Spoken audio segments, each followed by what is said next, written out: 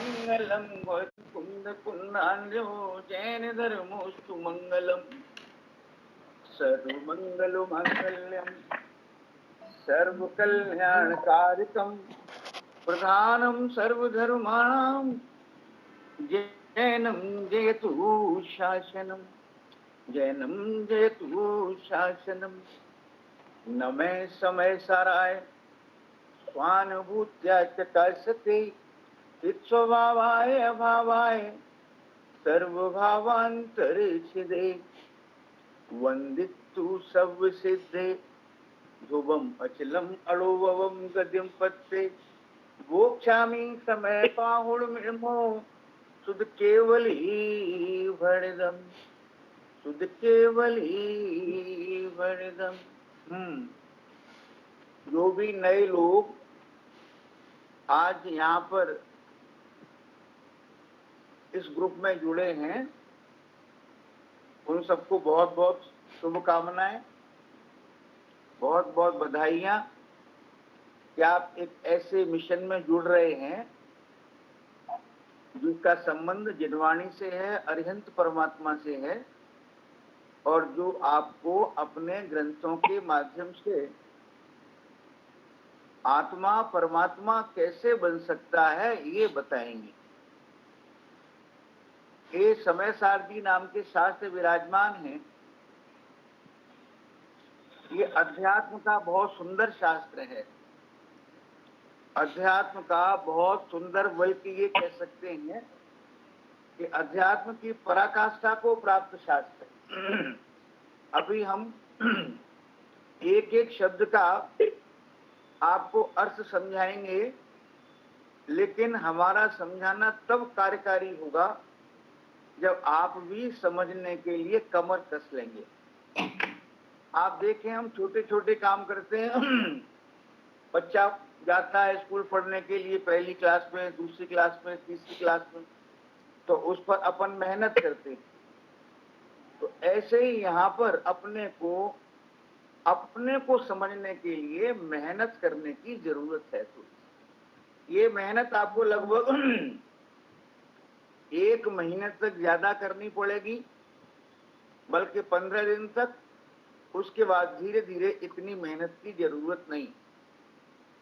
तो अगर उस कार्य को करने को तैयार हैं तो आप 15 दिन के अंदर अंदर आप ये विचार करेंगे, अरे वाह, मुझे तो इस बात की खबर ही नहीं थी, मुझे तो पता ही नहीं था कि ये मैं हूं। आप अपने आप को मम्मी, बेटी, बहन, चाची, नानी, ताई, भाई, बेटा, पापा देखते हैं। जिनवाणी माँ इन सबसे पार आपको आत्मा देखती,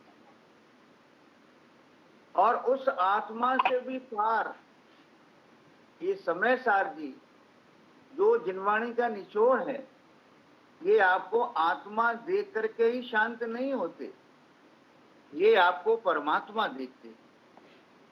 और परमात्मा देखते हैं, देखते ही नहीं है, बल्कि आपको बताते हैं कि आप इस तरह से देखो अपने आप को, तो आप ये फील करेंगे कि मैं वास्तव में परमात्मा हूं। भगवान ने, महावीर स्वामी, भगवान पार्श्वनाथ, जो भी भगवान हुए, वो परमात्मपना उन्होंने प्रकट किया।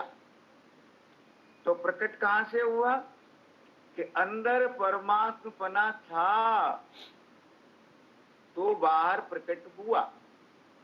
अपने जैन दर्शन में ऐसी कोई व्यवस्था नहीं है कि आप तपस्या करने बैठे और जिस देवता की तपस्या कर रहे हैं और वो प्रसन्न हो जाए और प्रसन्न होकर के आपसे कहे, बोलो क्या मांगते हो। जैन दर्शन में ऐसी कोई व्यवस्था नहीं है। आप अपने पुरुषार्थ से आत्मशुद्धि की सीढ़ियां चढ़ते हुए भगवान बनने के कार्य को संपन्न कर सकते हैं, भगवान बन सकते हैं। तो जो परमात्मपना आपके अंदर है वे हमारे भगवान, वे हमारी जिनवाणी माता, वे हमारे आचार्य आपके उस परमात्मपने को देख करके आपको परमात्मा कहते हैं। जैसे एक व्यक्ति करोड़पति है, एक व्यक्ति लखपति है। जो व्यक्ति लखपति, अभी चल रही है बात फिल्म इंडस्ट्री में, सोनू सूद है। सोनू सूद के पास इतना पैसा नहीं है जितना पैसा अमिताभ बच्चन के पास, लेकिन सोनू सूद दयालु ज्यादा है। तो सोनू सूद के अंदर जो दयालुता है उसको देख करके लोग उसकी बहुत तारीफ कर रहे हैं। उसके अंदर दयालुता भी है और पिक्चर्स में उसने विलेन का काम भी किया है, लेकिन लोग उसके उस काम को नहीं देख रहे, उसकी दयालुता को देख रहे हैं। कल अमिताभ बच्चन ने कार खरीदी है 1.5 करोड़ रुपए की और उसका फोटो पोस्ट किया, तो लोगों ने कहा कि आप क्या कर रहे हैं, आप सोनू सूद को देखिए और सोनू सूद से कुछ शिक्षा ग्रहण कीजिए। तो यहां सिर्फ कहना इतना है कि सोनू सूद जो व्यक्ति है उसके अंदर बहुत सारी विशेषताएं होंगी, लेकिन उसकी एक विशेषता को देख करके सभी लोग उसको बहुत दयालु है, भगवान है ऐसा कह रहे हैं, उसकी सुंदरता को नहीं देख रहे। ऐसे ही भगवान आपके अंदर जो परमात्मपना है, जो उन्होंने प्रकट कर लिया है, आपके उसी परमात्मपने को देख करके आपको परमात्मा कह रहे हैं और आप अपने परमात्मपने को प्रकट करें, इसके लिए आपको मार्ग बता रहे हैं। भगवान जो मार्ग बता रहे हैं उस मार्ग को समझने की और उस पर चलने की जिम्मेदारी, वो पुरुषार्थ तो हमारा ही होगा ना, क्योंकि उसका लाभ भी हमारे को ही मिलने वाला है। तो आज आप एक बहुत महान कार्य को करने के लिए आप तत्पर हुए हैं, इसके लिए आपको बहुत बहुत बधाइयां, बहुत बहुत आपका साधुवाद, है ना। तो अपन समय सारणी का स्वाध्याय करेंगे, अभी आज हम थोड़ा सा पढ़ेंगे, लेकिन मैं ये चाहता हूं कि आप एक कॉपी और पेंसिल लेकर के बैठे और अभी लिखे नहीं, बहुत इंपॉर्टेंट बात लगे तो लिखें आप, लेकिन दोपहर में एक बार इसको दोबारा सुने। सिर्फ ये काम आपको 15-20 दिन करना है और उसमें जो ये जानकारी आए जो आपको नहीं है उसको कहीं पर आप नोट कर लें, तो आप देखेंगे कि समय सार जी समझ में आते चले जाएंगे। समय सार जी समझ में आने का मतलब है कि आपको अपनी प्रभुता समझ में आती चली जाएगी। आपको चाची नानी ताऊ कहने वाले तो बहुत मिले होंगे, लेकिन आपको भगवान कहने वाले, आपको भगवान आत्मा कहने वाले आपको बहुत नहीं, कोई नहीं मिला होगा। आपको जिनवाणी मां ही आपको कहे।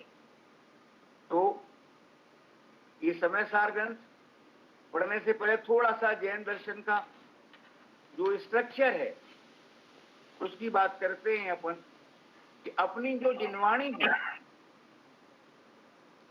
हाँ ऋषि कुछ कहना है बेटा, बोलो। हाँ जी अंकल, आज टीचर्स डे है। आपकी तरफ बहुत बहुत कृतज्ञता, बहुत बहुत धन्यवाद। आप जिस ज्ञान से हमें जोड़ रहे हो और इतनी मेहनत से आप इतना पुरुषार्थ कर रहे हो, हमें भी आशीर्वाद दो कि हम भी इससे अधिक गुना पुरुषार्थ करें। पुरुषार्थ ही करना है, आशीर्वाद देने की व्यवस्था नहीं है अपने। और अगर आशीर्वाद देने की व्यवस्था जो है, थोड़ा बहुत कहा जाता है, तो यही कहा जाता है कि धर्म वृद्धि हो। धर्म वृद्धि का मतलब क्या है? अपने को, अपने आत्म शुद्धि की वृद्धि, है ना। रिची सच्चे गुरु तो भाई साहब है, अपन को सच्चा मार्ग दिखा रहे हैं। आज टीचर डे पे बहुत बहुत भाई साहब। हमारी भी, मेरी भी यही बात है। अब हाँ ठीक है, सबके जो नहीं बोल रहे हैं उनकी भी स्वीकार कर ली हमने। अब अपन आगे चलते हैं, है ना। चलिए, क्या बात चल रही थी? बात चल रही थी अपनी समय साथ अपन पढ़ेंगे आगे और इसको सिद्ध भी करेंगे कि समय का अर्थ होता है आत्मा, और सार का मतलब है आत्मा में विराजमान परमात्मपना। तो समय सार का अर्थ है परमात्मा। समय सार में जो परमात्मा हो गए हैं उनकी बात नहीं है। वे परमात्मा अपने अंदर जो परमात्मा था, जिसको देख करके वो परमात्मा हुए, उस अंतरंग परमात्मा की बात है। और वो परमात्मपना जितना उनके पास था उतना ही, उससे किंचित भी कम नहीं, उतना ही परमात्मपना हम सबके पास है। और जो विधि उन्होंने अपनाई, उस विधि को अपना करके हम भी अपने परमात्मपने को प्रकट कर सकते हैं। तो परमात्मपने को प्रकट करने की जो विधि है, उसका पहला स्टेप है कि पहले हम अपने आत्मा को और आत्मा में अनादि काल से मौजूद परमात्मा को, उसके बारे में समझकर निर्णय करें कि मैं परमात्मा हूं, मैं परमात्मा हूं, मैं परमात्मा हूं। ये समय सार जी का निचोड़ है जो हम पढ़ेंगे आगे चल करके, ना। तो क्या बात चल रही थी अपनी?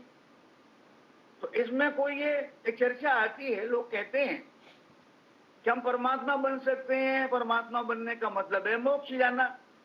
बिल्कुल सही बात है। और कहते हैं कि मोक्ष तो पंचम काल में जा नहीं सकते। तो कोई भी परमात्मा एक ही भव में मोक्ष नहीं गए।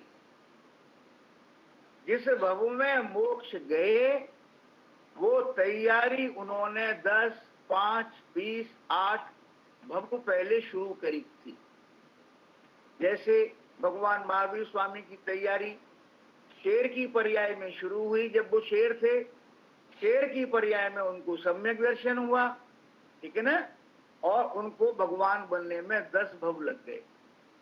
एक ग्रंथ है अपना अनुभव प्रकाश, उसमें एक बात आती है कि जो ये कहता है कि पंचम काल है और पंचम काल में भगवान नहीं बन सकते, इसलिए पुरुषार्थ करने से क्या लाभ।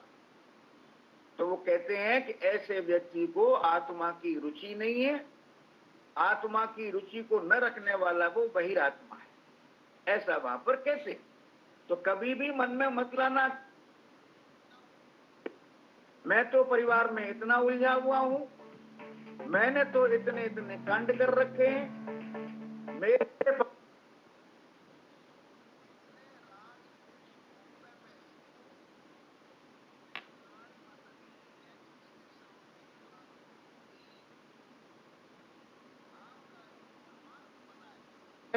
वो 100% सुरक्षित है।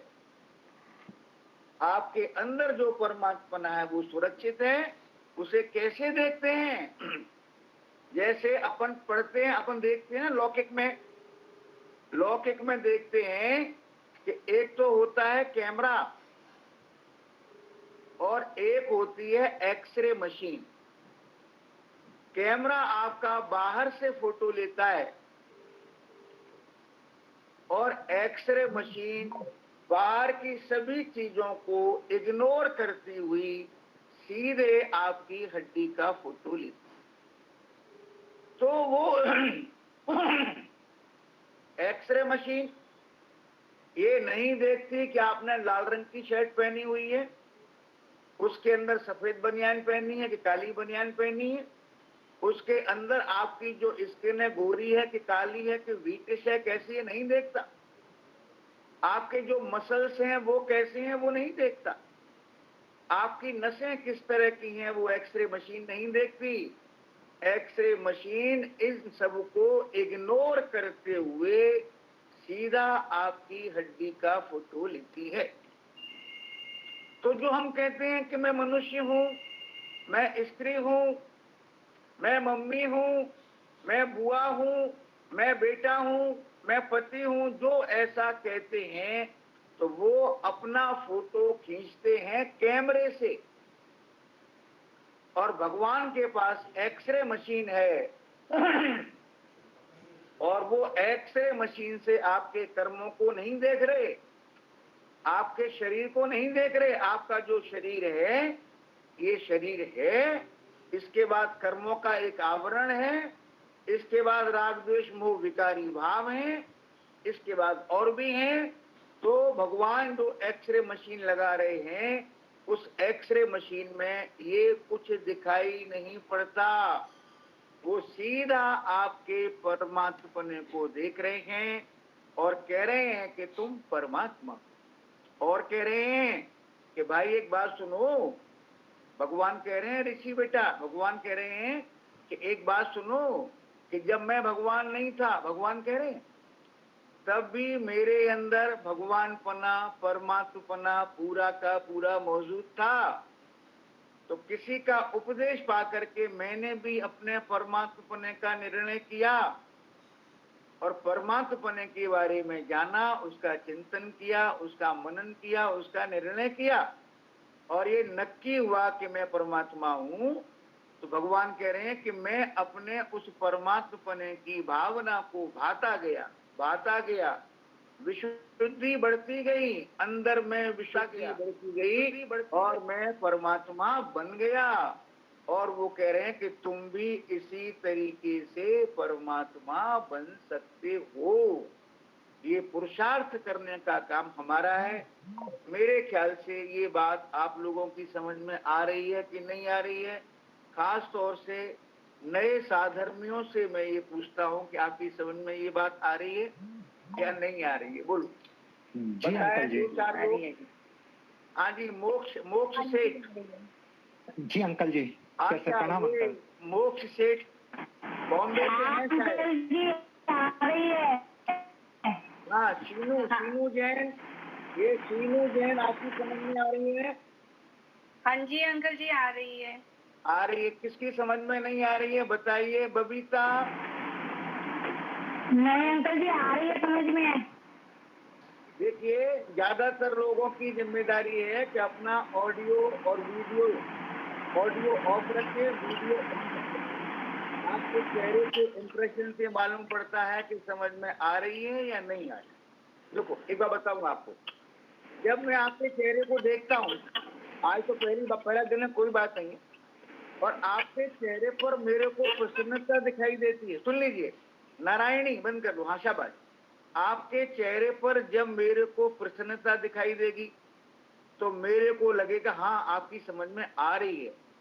तो मैं और गहराई की बात बताने की कोशिश करूंगा आपको, और सूक्ष्म बात बताने की कोशिश करूंगा। और जब आपके चेहरे पे उलझन दिखाई देगी मेरे को, तो मेरे को लगेगा कि आपकी समझ में नहीं आ रही है, तो मैं उसको दोबारा तीसरी बार समझाने की कोशिश करूंगा। इसलिए ये बहुत जरूरी है कि आप अपने वीडियो को ऑन करके बैठे, ऑडियो को ऑफ रखें। कोई जिज्ञासा आपको अगर है, कोई बात पूछनी है, तो अपने ऑडियो को ऑन करें। जब मैं बताऊं आपको, उसको सुने, उस टाइम ऑफ कर लें, ठीक है ना? या जब मैं बात करूं तब आप अपने ऑडियो को ऑन करें। इस काम में आपको एक्सपर्ट होना चाहिए, ऑडियो को ऑन करना और ऑफ करना, कोई खास बात नहीं। तो ये बात चल रही थी। हाँ जी, अब आगे चलते हैं अपन। तो आज आप परमात्मा बनने की मुहिम पर निकले हैं, ऐसा एक व्यापार करने के लिए निकले हैं जिस व्यापार में लाभ के नाम पर जब थोड़ा लाभ होता है तो आपकी शुद्धि बढ़ती है। अंदर जो राग द्वेष मोह की अशुद्धि है, वो अशुद्धि कम होने लगती है, यानी शुद्धि बढ़ने लगती है, और शुद्धि बढ़ते बढ़ते आप परमात्मा बनने के मार्ग पर लग करके परमात्मा बन जाते। तो बात चल रही थी अपनी। हमने ये जो बात मैं कहने जा रहा हूं बहुत इंपॉर्टेंट है, आप सुने इसको बहुत ध्यान से, कि हम कुछ त्याग करने कि ये नहीं करना, ये नहीं करना, ये नहीं करना, इसका नाम जैन धर्म नहीं है। जैसे जैसे क्या बोला हमने कि मात्र त्याग, और मात्र त्याग का नाम, मात्र शरीर की क्रियाओं का नाम, इसका नाम जैन धर्म नहीं। क्या कह रहे हैं आप? हम तो यही सुनते आ रहे हैं कि व्रत है, उपवास है, नियम है, संयम है, ये जैन धर्म है। ज्यादातर लोगों से हम पूछें तो वो यही कहते हैं कि जैन धर्म सर्वश्रेष्ठ है। क्यों? क्योंकि जैन धर्म में त्याग बहुत है। लेकिन ऐसा नहीं है। जैन धर्म में त्याग का मतलब क्या है कि जैन धर्म में पहले ग्रहण होता है। आप अपने स्वरूप को समझते हैं तो आपको आनंद ग्रहण होता है, आप अपने आनंद को प्राप्त करते हैं। और जब आनंद को प्राप्त करते हैं तो जो विकार था अपने अंदर, जहां जहां हमने आनंद मान रखा था, जहां जहां सुख की कल्पना करके जहां जहां हम अपने ज्ञान को लगाए बैठे थे, तो वहां वहां सुख की कल्पना, वहां सुख है ऐसी कल्पना दूर होती जाती है और सहजपने ही वो व्रत, नियम, संयम हमारे जीवन में आता चला जाता है। तो अपने जैन दर्शन में ग्रहण पूर्वक त्याग है। ये जैन दर्शन व्यापारियों का, ये जैन दर्शन जो है ये व्यापारियों का धर्म है। व्यापारी इनकम कमाता है फिर टैक्स देता है, पहले ग्रहण करता है फिर छोड़ता है। तो ऐसे यहाँ पर मात्र त्याग का काम नहीं है, ग्रहण होता है फिर त्याग होता है और उसमें ग्रहण की मुख्यता होती है। जैसे एक चर्चा आई, एक बात कहते हैं आपसे, तो ग्रहण की मुख्यता है, त्याग की मुख्यता नहीं। त्याग सहजपने होता है। जो वास्तविक मुमुक्षु हैं, जो वास्तव में मोक्ष मार्ग में लगे हुए हैं, मैं इतने व्रत करता हूं, मैं इतने तप करता हूं, इसकी उन्हें महिमा नहीं होती। उन्हें सच्चे मार्ग में लग करके अंदर जो शुद्धि की वृद्धि हो रही है, आनंद की वृद्धि हो रही है, उसकी उनको महिमा होती है। त्याग तो अपने आप होता है। इसके लिए एक एग्जाम्पल देते हैं आपको। एक एग्जाम्पल दिया था हमने, यहां देते हैं कि आपके पास एक तिजोरी है और उस तिजोरी में ठसाठस 2-2 हजार रुपए के नोटों की गड्डियां भरी हुई हैं, ठसाठस भरी हुई हैं और कुछ रखने की जगह नहीं है उसके अंदर। आपसे कहा गया ये 50 रुपए के नोट की गड्डी रख लो, बाहर रख दो। ये 100 रुपए के नोट की गड्डी रख लो, बाहर रख दो। क्यों भाई? की जगह नहीं। अब आपसे हमने कहा कि ये 1 किलो हीरे हैं आपके, 1 किलो हीरे हैं, ये आपके हैं। अब आप उन्हें कहां रखेंगे? डेफिनेटली आप उन हीरों को तिजोरी में रखेंगे और तिजोरी में जब हीरे रखेंगे तो आपको 2-2 हजार रुपए के नोटों की जो गड्डियां हैं वो आपको निकालनी पड़ेंगी। तो तिजोरी में आपने हीरे रखे हैं और गड्डियां निकाली हैं। अब तिजोरी से पूछो तिजोरी से पूछो कि आपने हीरों का ग्रहण किया है या नोटों का त्याग किया? क्या बात उसके लिए मुख्य है? क्या बात इंपॉर्टेंट है? अगर तिजोरी के पास जुबान होती, अगर तिजोरी में ज्ञान होता तो तिजोरी बोलती कि मैंने हीरे ग्रहण किए।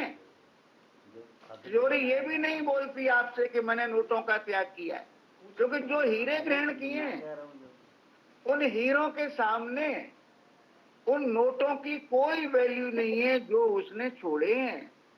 ऐसे ही जैसे जैसे अपन आनंद को ग्रहण करते चले जाते हैं, वैसे वैसे जो विकार है वो निकलता चला जाता है।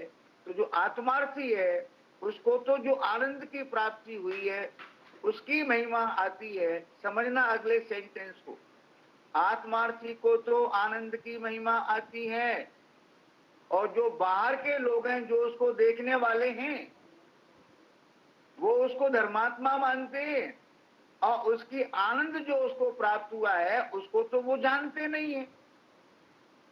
लेकिन उस आनंद के प्राप्त होने पर जो त्याग सहजपने हुआ वो उनको दिखाई पड़ता है।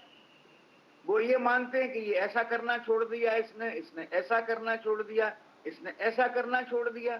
तो वे लोग जो बहिर्दृष्टि वाले हैं उनको ये पता नहीं है कि इसको आनंद आया है और आनंद में इन चीजों से सहज ही उसका ज्ञान हटा है, सहज ही त्याग हुआ है।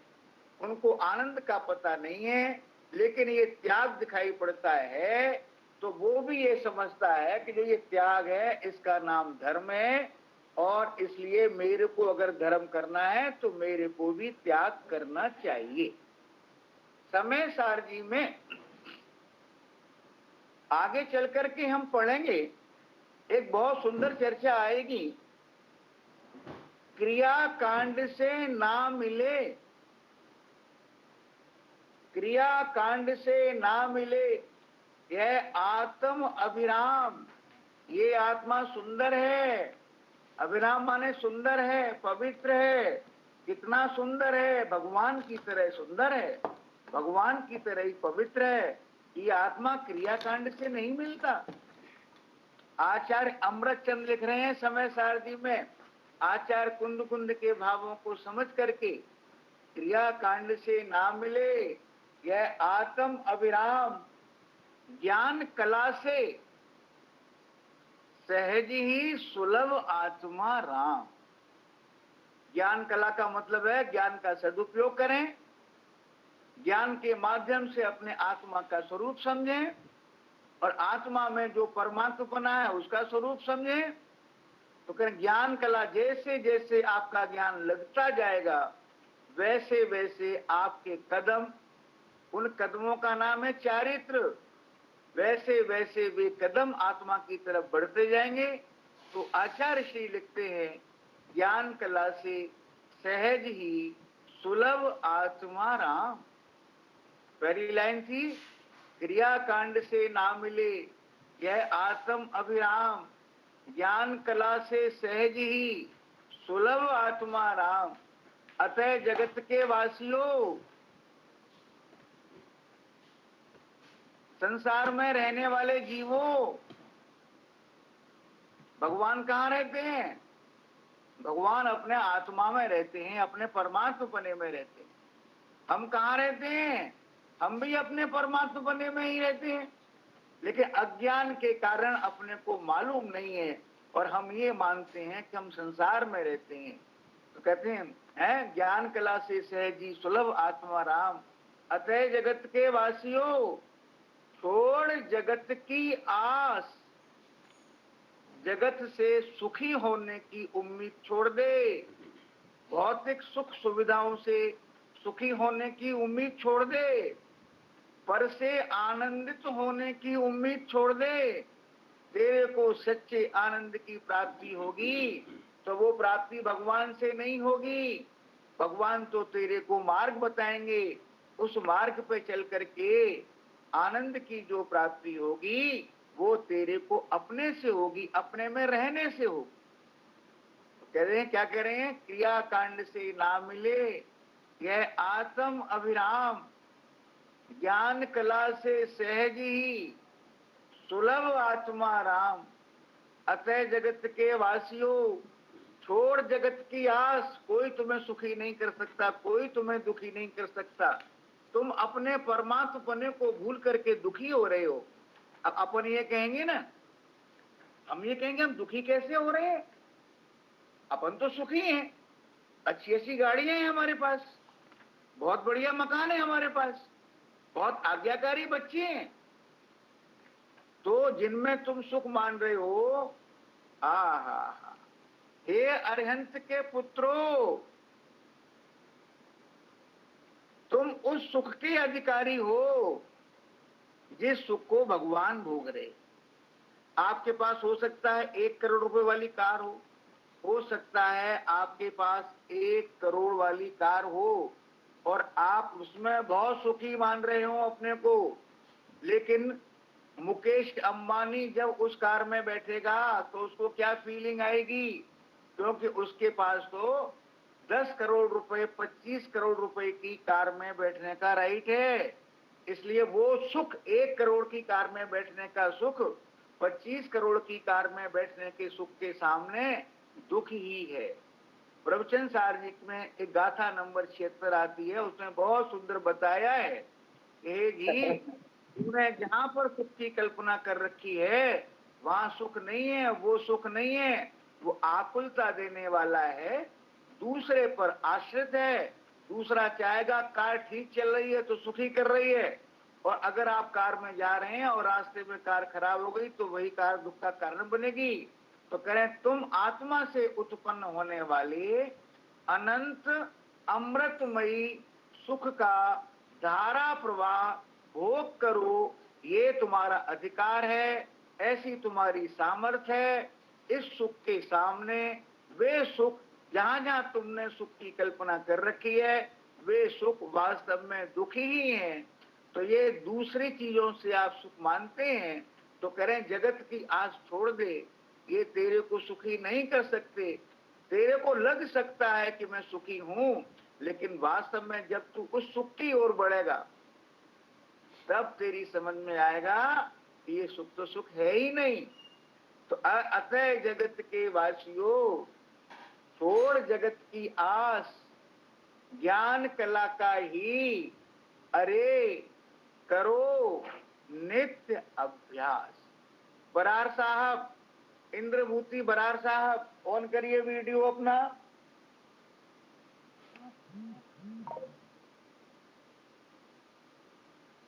अब मुझे नहीं मालूम पड़ेगा कि आपकी समझ में आ रहा है कि नहीं आ रहा है। अगर आप वीडियो ऑन नहीं करेंगे तो बात नहीं बनेगी, है ना। आज कोई बात नहीं है। तो ये बात चल रही थी, हमने जो पढ़ा है आपकी समझ में आया? दोबारा पढ़ देते हैं। हाँ, प्रेरणा समझ में आया कि नहीं आया? बोलो। आया, बहुत अच्छे क्या से। आया? क्रिया कांड से ना मिले कौन ना सी मिले शरीर की क्रिया। ये नहीं करना, ये नहीं करना, नहीं। इसका मतलब ये नहीं कह रहे, इसका मतलब ये नहीं कह रहे हैं कि आप कुछ भी करो, कुछ भी खाओ, कुछ भी पियो, ये नहीं कह रहे हैं। वो तो जैसे आप इस मार्ग पर लगेंगे अपने आप जितने जितने होते जाएंगे उतने उतने संयमित होते जाएंगे। ये कह रहे हैं कि इन क्रियाओं से धर्म की प्राप्ति होगी, ऐसी मान्यता को छोड़ देना। ऐसी क्रियाएं आप अनंत बार करके आए हैं। शरीर को सुखाने का नाम धर्म नहीं है, आत्मा को सींचने का नाम धर्म है। आत्मा को ज्ञान रूपी पानी से सींचा जाता है। अगर अपने आत्मा को ज्ञान रूपी पानी से सींचते हैं तो जैसे एक बीज के अंदर पेड़ बन जाने की क्षमता है, क्योंकि उसके अंदर पेड़ है, ऐसे ही आपके आत्मा के अंदर परमात्मा है और बाहर परमात्मा बन जाने की क्षमता है। जैसे उस बीज को आप पानी देते हैं तो वृक्ष बनता है, ऐसे ही अपने आत्मा को अपने ज्ञान से, अपने दर्शन से सींचेंगे, अपने सम्यक ज्ञान से सींचेंगे, अपने समय का सदुपयोग करेंगे तो निश्चित ही उस आत्मा रूपी बीज में से परमात्मा रूपी वृक्ष का उदय अनिवार्य रूप से होगा, होगा और होगा ही। तो कर वो ज्ञान कला हमने प्रयोग करनी, ज्ञान कला हमने प्रयोग करनी है। तो क्या पढ़ा, दोबारा पढ़ूं? आपको याद है प्रेरणा पहले भी पढ़ाया था? बबीता जी, हाँ जी, सीधे बैठिए आप, आपका चेहरा दिखाई नहीं पड़ रहा। बिल्कुल, हाँ, क्या कह रहे हैं बेटा? अब मैं देख के बात तो करूं ना, बेटा कहना है कि क्या कहना है ना। तो क्या क्रिया कांड से ना मिले यह आत्म अभिराम, ज्ञान कला से सहजी सहजी सुलभ आत्मा राम। अतः जगत के वासियों, छोड़ जगत की आस, ज्ञान कला का ही अरे करो नित्य अभ्यास। तो मेरा ख्याल है कि मैं जो प्रेरणा देना चाहता था, और प्रेरणा देने में दो बातें हैं, एक तो आप परमात्मा हैं, आप परमात्मा हैं, है ना, और एक तो ये परमात्मा बनने की शक्ति है आपके अंदर, और इस आत्मा को परमात्मा बना लेना बहुत सरल कार्य है। संसार में इससे ज्यादा सरल कोई कार्य नहीं है। अगर आपको 1 कप चाय भी बनानी है अंबर, तो आपको कितनी चीजें जोड़नी पड़ेंगी। और अगर आपने अपने आत्मा को परमात्मा बनाना है तो ये काम आपको अकेले रह करके ही कर सकते हैं। इसमें किसी की सहायता की जरूरत नहीं। इतना सरल काम है, ये बताने की हमारी कोशिश। आगे चलते, मैंने बताया समय, समय माने आत्मा, और सार, आत्मा के अंदर जो सारभूत है, आत्मा के अंदर जो सारभूत है उसका नाम है परमात्मा। हम इसके शब्द के माध्यम से ही आचार्य श्री व्याख्या करेंगे कि समय सार शब्द का अर्थ आत्मा कैसे है, ये पढ़ेंगे। शुरुआत यहीं से होगी, शुरुआत यहीं से होगी इस ग्रंथ में। तो ये कह रहे हैं कि अपन आज बहुत इंपॉर्टेंट, बहुत महत्वपूर्ण कार्य करने के लिए निकले हैं। ये आत्मा परमात्मा बने, ये एक साइंस है। इसीलिए हमारी जिनवाणी को वीतराग विज्ञान कहा जाता है। विज्ञान माने क्या? विशेष ज्ञान। तो कह रहे वीतराग, वीतराग माने भगवान, भगवान बन जाने का विशेष ज्ञान, भगवान बन जाने का विशेष ज्ञान, उसका नाम है वीतराग विज्ञान। वो है हमारी जिनवाणी। तो जिनवाणी को वीतराग विज्ञान कहा जाता है। जो जिनवाणी की शरण में आते हैं और जिनवाणी के द्वारा बताई गई बातों के अनुसार अपने ज्ञान में निर्णय करते चलते हैं, वे निश्चित ही एक दिन भगवान बन जाते हैं। एक बात और कहें, जो नए लोग जुड़े हैं विशेष ध्यान दें कि अपन अनादिकाल से धर्म के नाम पर बहुत ऊंचे ऊंचे क्रियाकांड करते आ रहे हैं। हमारे यहां आता है कि ये जीव अनंत बार धर्म करके ऊंचे से ऊंचे स्वर्ग में गया, लेकिन धर्म नहीं हुआ। धर्म क्यों नहीं हुआ? जिसको समझने से धर्म होता है उसको समझने की कोशिश नहीं करी, और क्रियाकांड से धर्म होगा। अभी हम किसी से पूछते हैं, कहो साहब ये आपके परीक्षण थे, कैसे रहे आपके? बहुत अच्छे रहे। क्या अच्छे रहे? एक बार खाना खाते थे, एक बार पानी पीते थे, 4 घंटे का मौन रखते थे। बहुत अच्छी बात है, बहुत पुरुषार्थ कर रहे हैं आप। ऐसा बहुत सारे लोग नहीं करते हैं। लेकिन आपने उस समय जो आपको निवृत्ति मिली, उसमें आपने अपने ज्ञान का, अपने समय का, अपनी शक्ति का सदुपयोग अपने आत्मा को समझने में, आत्मा का चिंतन करने में, और ऐसा आत्मा मैं हूं ऐसा करने में नहीं किया। अगर किया होता तो अपने परिवेशन या अपने 10 लक्षण पर्व सफल हो जाते। तो ज्यादातर लोगों की जो अध्यात्म में नहीं आए उनकी यही मान्यता रहती।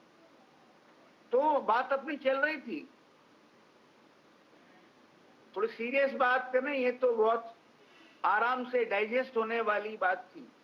इसमें जो बात समझ में नहीं आई हो आप मेरे से चर्चा कर सकते हैं। बोलिए, ये इंदू जी कौन है?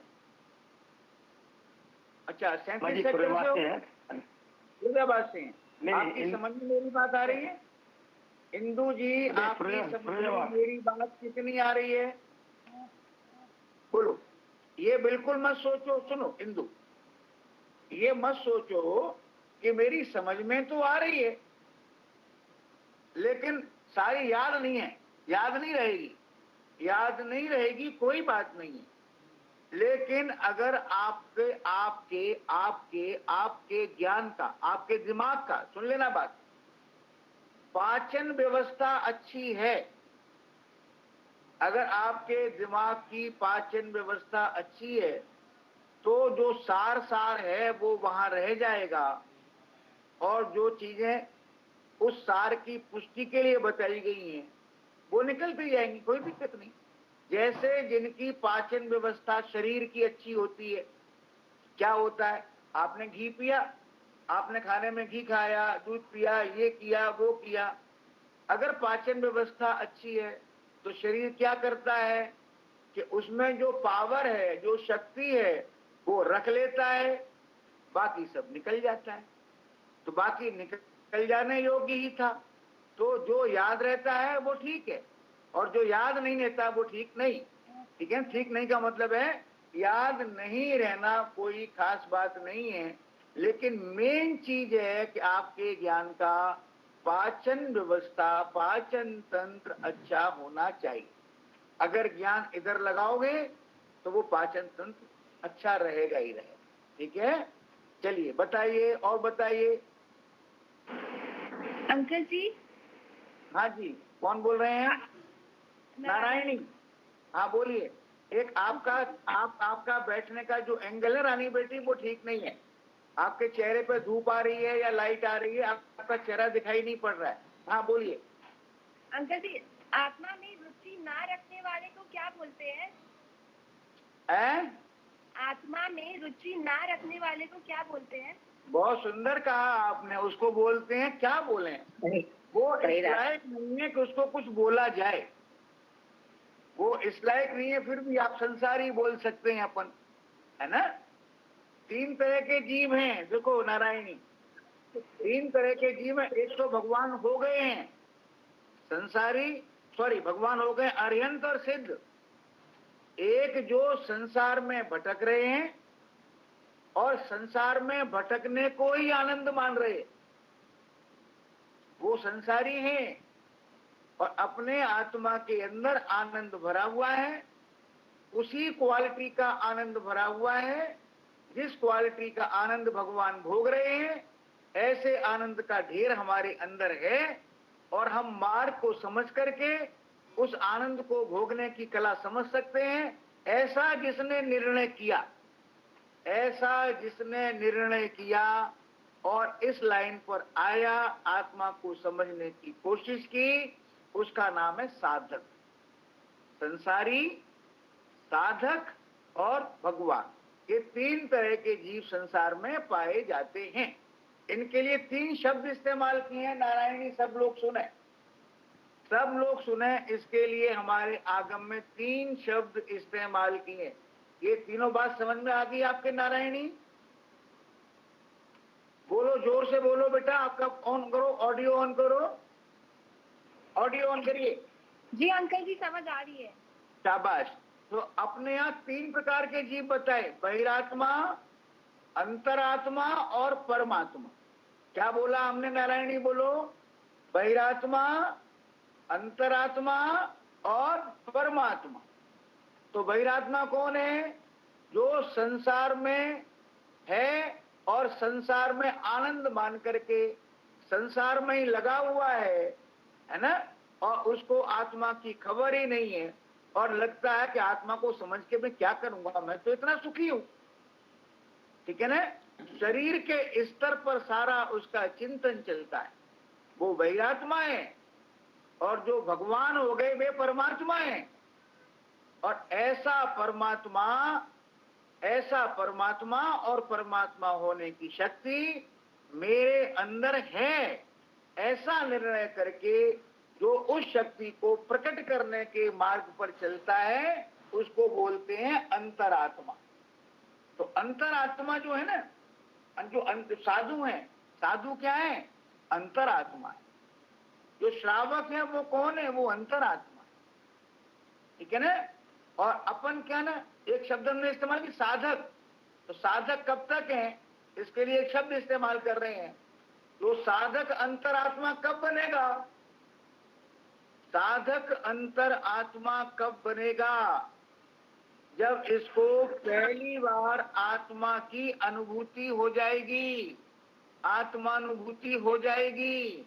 और आत्मानुभूति होने पर बिल्कुल वैसा आनंद, जैसा आनंद भगवान भोग रहे हैं, ऐसे आनंद की एक बूंद का आनंद वो ले लेगा।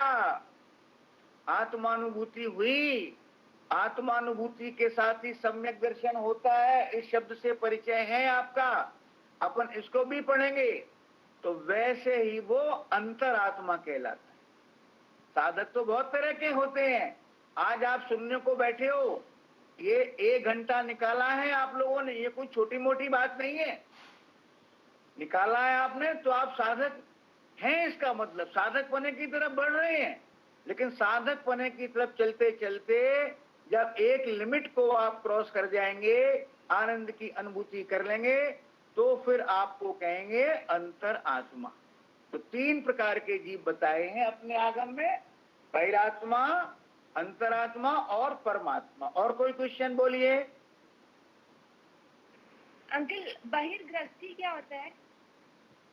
अब ये अपन चर्चा करेंगे आगे चल के। बहिर्दृष्टि का मतलब है आनंद के लिए, आनंद की सुनो बेटा नारायणी, आपने पूछा है तो बताते हैं। आनंद की प्राप्ति के लिए ये आनंद पर पदार्थों में से आता है, एसी में से आता है, अच्छे मकान में से आता है, कार में से आता है, ऐसा मान करके जो बाहर ही बाहर देखता है, बाहर बाहर देखे कार मेरी है, मकान मेरा है, बच्चे मेरे हैं, ऐसी जिसकी दृष्टि होती है, यानी आनंद के लिए अपने आत्मा की ओर ना देखकर, जो आत्मा आनंद का भंडार है, जो आत्मा प्रभुता का भंडार है, ऐसे अपने आत्मा की ओर ना देख करके जिसकी दृष्टि आनंद की खोज में, आनंद की प्राप्ति के लिए बाहर ही बाहर भटकती रहती है, उसको बोलते हैं बहिर्दृष्टि। आपकी समझ में आ गई? और किसी का कोई क्वेश्चन हो बोलिए साहब। ये बच्ची कौन है? जैन, जैन नाम लिखा आ रहा है, ये कौन है? नाम बताओ बेटा। ये बात नहीं बनेगी ऐसे। हाँ जी, मोक्ष शेख। हाँ बेटा बोलो बोलो। हाँ जी अंकल, हाँ जी अंकल। अंकल जी समझ में आ रहा है? और ये मेरी डॉटर है ईशा, आज वो भी बैठी है। नहीं, मोक्ष के साथ कौन बैठा हुआ है? मेरी लड़की है प्रियेशा। शाबाश, लड़की मेरी है। दिव्या कौन है तुम्हारा?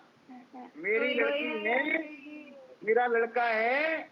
आपका लड़का तो आपका आत्मा है, सही तो आपको दुखी करेगा, है ना? ये नहीं कह रहे कि मेरी लड़की नहीं, लड़की मेरी है, लड़की मेरी है, लेकिन थोड़ी सी जगह आत्मा को भी अपने ज्ञान में देना कि मेरा आत्मा है, वो आत्मा कैसा अनंत आनंद का भंडार है। नहीं अंकल जी, कोना कोना दे देना है आत्मा के लिए। तो पर्याय का कोना कोना दे देना। हाँ जी बरार साहब, वीडियो ऑन करेंगे आप? हाँ जी बताइए, आपकी समझ में आ रहा है? आप कहाँ से हैं? मैं एक्चुअली इंद्रभूति जी की वाइफ हूँ। मेरा फोन, मैं पिंकी हूँ। पहले मैं अपने फोन से सुन रही थी, वो फोन पे आवाज आनी बंद हो गई थी, तो इनका फोन फिर मैं यूज कर रही हूँ। मैं फरीदाबाद से हूँ, पिंकी बोल रही हूँ। आपकी समझ में आ रहा है? हाँ जी बिल्कुल, बहुत अच्छा आ रहा है जी। चलिए, ये जो हम पढ़ रहे हैं, जो हम सुन रहे हैं, इट इज जस्ट बिगिनिंग। जब हम आगे चलेंगे तो आपको और अच्छा लगेगा। और आपको अच्छा लग रहा है? देखो, 2 प्रकार के जीव हैं, एक भव्य है और एक अभव्य है, ठीक है ना? अंदर देखें, हम एक्सरे मशीन लगा करके देखें। आचार्य श्री जो एक्सरे मशीन लगाते हैं ना, वो एक्सरे मशीन आपको भी देंगे। उस एक्सरे मशीन का नाम है शुद्ध नय। क्या नाम है उसका? शुद्ध नय। आगे बात आएगी, समझाएंगे आपको। तो ये कह रहे थे कि आगे चल करके जो बातें आएंगी ना, तो उसमें आपको आनंद डेफिनेटली आएगा, है ना? हाँ, ये कह रहे जीव 2 प्रकार के हैं, एक तो अभव्य, एक भव्य, और दोनों अंदर से परमात्मा है। लेकिन जो अभव्य है वो कभी भी अपने परमात्मपने को पहचान करके उस परमात्मपने को प्रकट करने का पुरुषार्थ नहीं कर पाए। कौन? अभव्य। कौन कर पाएगा? भव्य कर पाएगा, है ना? तो आज आप बैठे हुए हैं, और जो भव्य जीव है ना, वो भी 2 प्रकार के, 2-3 प्रकार के हैं, बल्कि 2 प्रकार के। कैसे हैं? एक तो वो हैं जो जल्दी ही मोक्ष जानने वाले। जल्दी ही मोक्ष जानने वाले का मतलब मोक्ष, मोक्ष शेठ, जल्दी मोक्ष जाने वाले का मतलब है कि 2, 4, 6, 10, 5, 20 भव में मोक्ष जाने वाले। बराबर। वे कौन है? उनको बोलते हैं आसन्न भव्य। आसन भव्य। हाँ, लिख लेना कहीं पर, आसन्न भव्य। और एक वो जीव हैं जो मोक्ष जाएंगे, तो हम बात कर रहे हैं भव्य जीवों की, जो मोक्ष जाएंगे तो, लेकिन जिन्हें काफी समय लगेगा, उनको बोलते हैं दूरानुदूर भव्य। उनका मोक्ष भी दूर है, बहुत दूर है। वे क्या है? दूरानुदूर भव्य। और तीसरी कैटेगरी के भव्य होते हैं, अगर आप भूल जाओ तो कोई चिंता नहीं करना। तीसरी कैटेगरी के भव्य होते हैं जो अपनी उस शक्ति का प्रयोग नहीं करेंगे। अभव्य की तरह वे भी मोक्ष नहीं जाएंगे भव्य होने के बावजूद। उसके अंदर मोक्ष जाने की शक्ति है, लेकिन वो कभी भी इतनी शुद्धि नहीं आ सकती कि वे उसका प्रयोग नहीं करेंगे। वे उसका प्रयोग करने की शक्ति होने पर भी करेंगे नहीं। तो आप जो अपना समय 1 घंटा निकाल करके यहाँ पर बैठे हैं, तो मुझे आप सब भव्य लग रहे हैं। आपका जो भव्यत्व है वो आज सामने उभर करके सामने आ रहा है। तो 2 बातें हुई। एक हुई 3 प्रकार के जीव हैं, बहिरात्मा, अंतरात्मा, परमात्मा। दूसरी बात हुई कि 2 प्रकार के जीव हैं, अभव्य और भव्य। और आप सारे भव्य ही हैं। और एक और पहचान है भव्य की। अंकल, वो तीसरे भव्य जीवों का नाम नहीं बताया, जो कभी जो जिनकी कभी प्रभुता प्रकट ही नहीं होगी। वो अभव्य है ना? नहीं अंकल जी, आसन्न, दूरानुदूर और थर्ड वाला। उनका कोई नाम नहीं है। उनका नाम फिर रखते हैं, उनका नाम रखते हैं, उनको बोलते हैं अभव्यवत भव्य। अभव्यों जैसे भव्य, अभव्यवत भव्य। समझ में आ गया?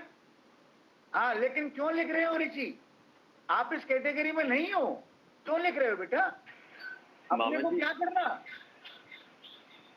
हाँ, अमन बोलो। अति दूरांदूर भव्य बोलते हैं ना साहिब, अति दूरांदूर, अति लग जाता है। हाँ, उनको ये भी बोलते हैं। एक्चुअली उसका कोई परफेक्ट नाम नहीं है अपने पास, ठीक है ना? अलग अलग जगह अलग अलग नाम मिलते हैं, ठीक है?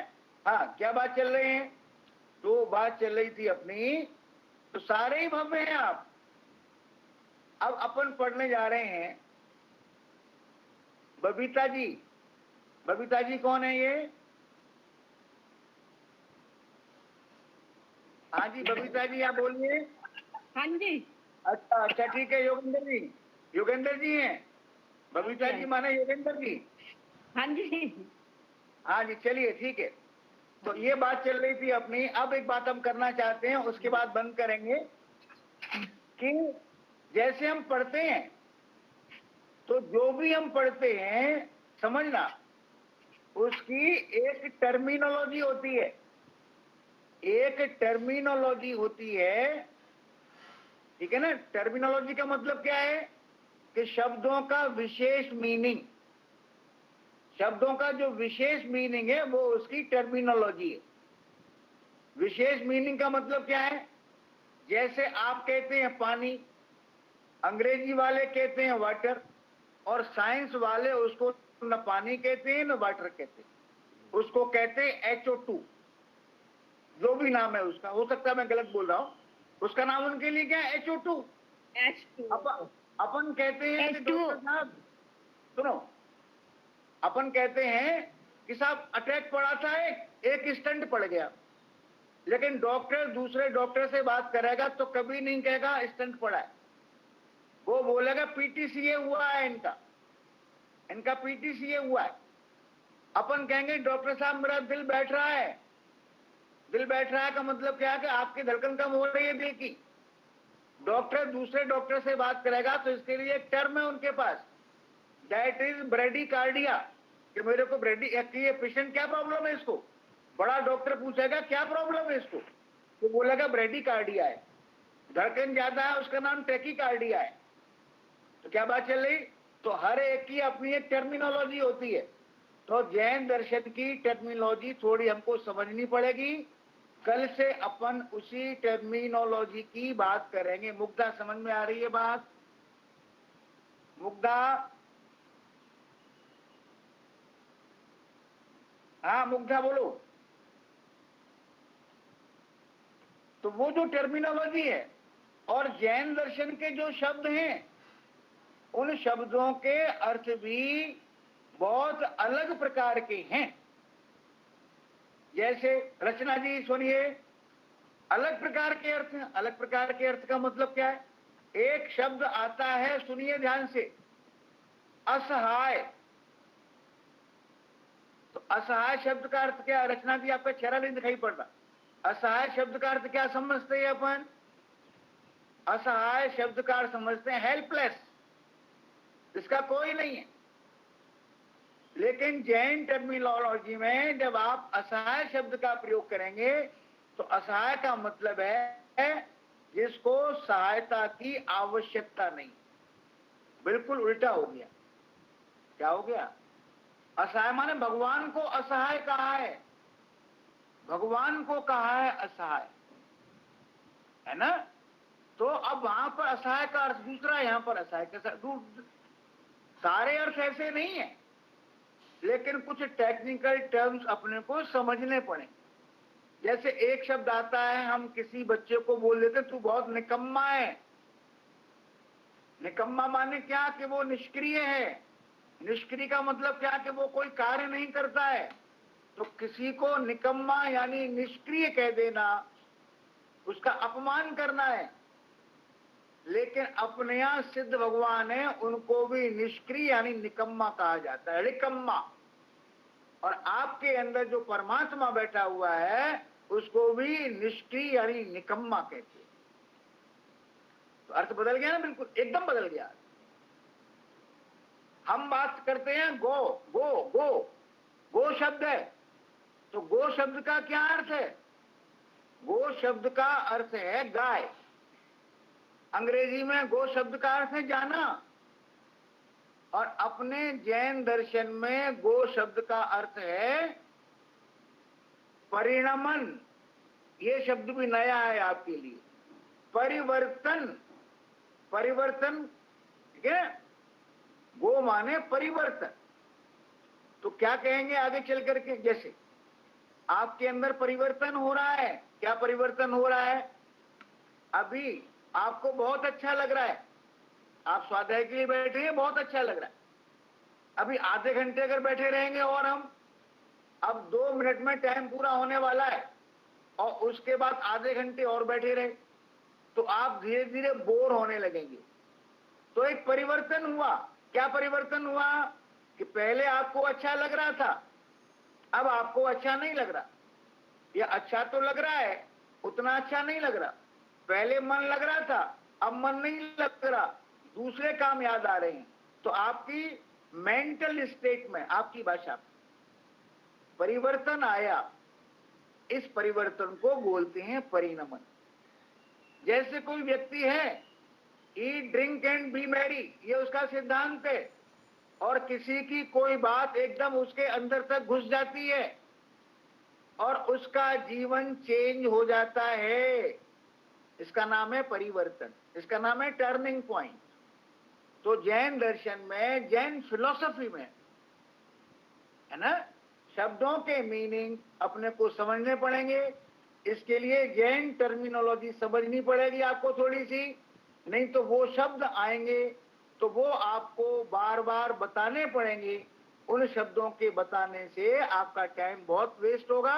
तो आप उन शब्दों के मीनिंग एक बार अच्छी तरीके से समझ लें। तो कल अपन ऐसे 10-15 शब्दों की बात करने की